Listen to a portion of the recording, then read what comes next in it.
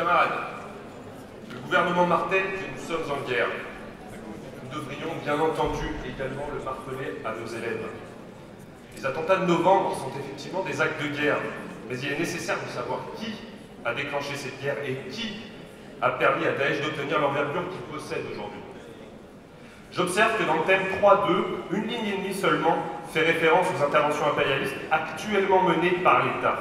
Celle-ci évoque du bout des lèvres la situation en Afrique, sans même évoquer les exactions commises par des militaires français sur des enfants en Centrafrique. Par contre, il n'y a pas un mot sur le tapis de bombes estampillé France déversé sur les populations civiles d'Irak et de Syrie, faisant des centaines de victimes. Le thème 3 évoque une réorientation de l'industrie, mais aujourd'hui, à l'heure où, sous l'impact de la crise du capitalisme, les grandes entreprises françaises mettent la clé sous la porte ou passent sous contrôle étranger, le gouvernement a déjà choisi le sens de la réorientation de l'industrie. Cette voie, c'est celle de l'industrie de la destruction. D'ailleurs, en 2015, la France, avec 16 milliards de contrats, est devenue le deuxième marchand de mort à travers le monde.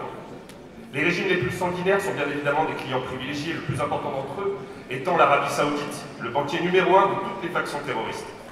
Hollande ne se contente pas de leur fournir des instruments de destruction, il a également adoubé la coalition qui organise le massacre de la population yéménite. Et qui fait partie de cette coalition? Entre autres, Al-Qaïda dans la péninsule arabique, organisation qui a revendiqué les attentats contre Charlie Hebdo. Et tout le monde sait bien que les armes livrées pour combattre Al-Assad finissent entre les mains de Daesh. Alors oui, la politique extérieure du gouvernement français, politique de domination impérialiste, conduit nécessairement à pérenniser les factions terroristes que l'état d'urgence est censé combattre. C'est donc bien la politique du gouvernement qui lui permet de justifier l'état d'urgence et toutes les mesures anti-ouvrières qu'il contient. La conclusion est donc qu'il faut combattre les deux facettes de cette médaille, politique impérialiste extérieure et état policier à l'intérieur de nos frontières. Le peuple espagnol en 2004, suite aux attentats de Madrid, a crié haut et fort. La guerre, c'est vous, les morts, c'est nous. La situation est la même aujourd'hui. Nous devons en tirer les mêmes conclusions. Ce qu'il faut combattre, c'est avant tout la politique du gouvernement.